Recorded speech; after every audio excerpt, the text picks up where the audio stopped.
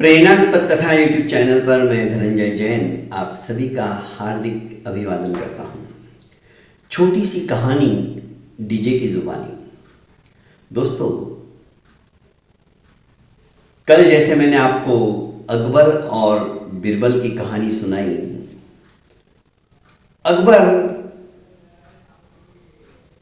अपने आप में अनोखे रत्नों को लेकर पूरे संसार में ख्याति प्राप्त हो चुका था। 9 रत्नों में से एक रत्न बिरबल की कहानी मैंने आपको कल सुनाई। आज तानसेन की कहानी सुनाता हूं। 9 रत्नों में एक रत्न तानसेन भी था और तानसेन संगीत सम्राट था। एक दिन अकबर ने कहा कि तानसेन, तुम जब मल्हार राग गाते हो तो बादल कहां से आ जाते हैं पता नहीं चलता और बारिश होने लग जाती है।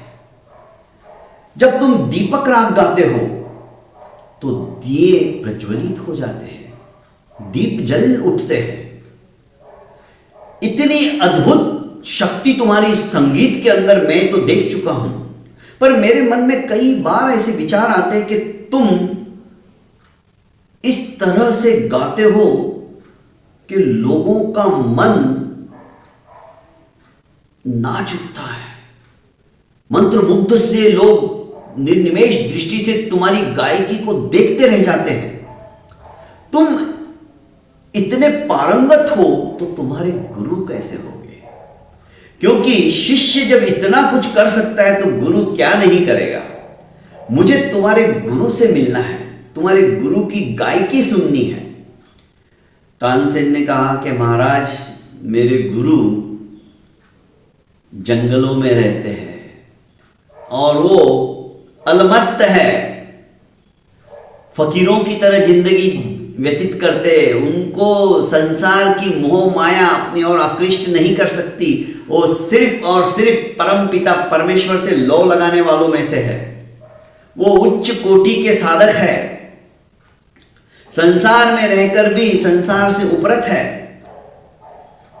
पर उनकी गायकी यदि आपको सुनना है तो वो इतना आसान नहीं है।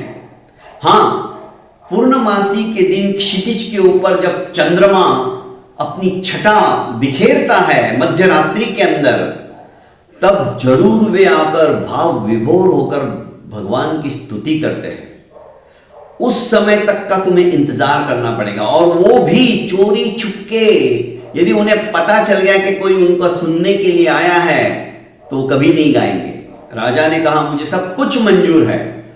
2 दिन पहले ही राजा तानसेन को लेकर जंगलों के अंदर, जिस पर्णकुटी के अंदर वे तानसेन के गुरु रहते थे, वहां पर छुपके से झाड़ियों के पीछे छुप गए और इंतजार करने लगे कि मध्यरात्रि का समय कब हो, पूर्णमासी का चांद, पूनम का चांद कब निकले और कब इनके गुरुदेव पर्णकुटी से बाहर आकर भाव विभोर होकर उनके कानों को तृप्त करें। थोड़े समय के पश्चात ही, ज्यादा उन्हें इंतजार नहीं करना पड़ा, उनके गुरु जैसे जैसे मध्यस्थ के अंदर आकाश में चंद्रमा अपनी चटक चांदनी बिखेर रहे थे, उस समय गुरु निकलते हैं, आकाश की तरफ देखते हैं और अंतर मन से गाने लगते हैं। इतने भाव विभोर होकर गाने लगते हैं कि बस अकबर के तो आंखों से अश्रुधारा निकल पड़ती है। प्रभु के प्रति करुण रस में वे अपनी गलतियों को, अपनी त्रुटियों को उजागर करते हुए एक अपनी धुन में जब गा रहे थे तो मंत्र मुग्ध सा हो गया। राजा भूल गया कि मैं यहां पर आकर सुन रहा हूं। गायन समाप्त हो गया। पर्णकुटी के अंदर तानसेन के गुरु वापस चले गए।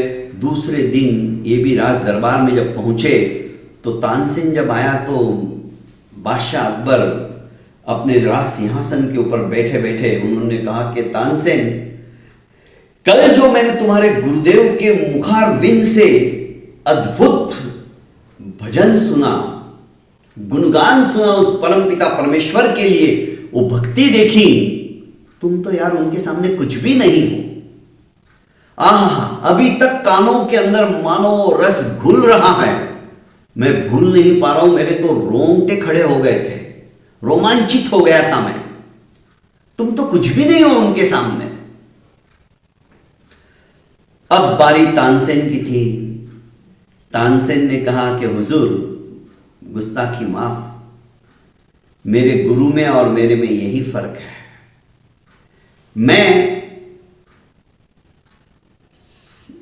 आपको रिझाने के लिए, आपको खुश करने के लिए सारी ताकत लगाकर गाता हूं, और मेरे गुरु उस परम पिता परमेश्वर को खुश करने के लिए गाते हैं। दोनों में यही तो फर्क है।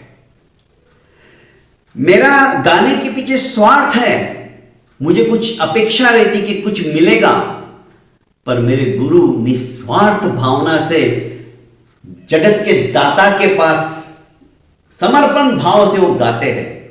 फर्क तो रहेगा ना गायकी में, ये चीज है। जब हम समर्पण भाव से प्रभु की भक्ति के अंदर तल्लीन और लवलीन हो जाते हैं ना दोस्तों, समझ लीजिए अंतर मन से निकले हुए हमारे उद्गार हमारे कर्मों को भी नष्ट करने में सक्षम हो जाते हैं। बहुत बहुत धन्यवाद दोस्तों। प्रेरणास्पद कथा यूट्यूब चैनल को लाइक कीजिए, सब्सक्राइब कीजिए, शेयर कीजिए और ज़्यादा से ज़्यादा कमेंट बॉक्स में अपना अभिमत जरूर अभिव्यक्त कीजिए। प्रणाम।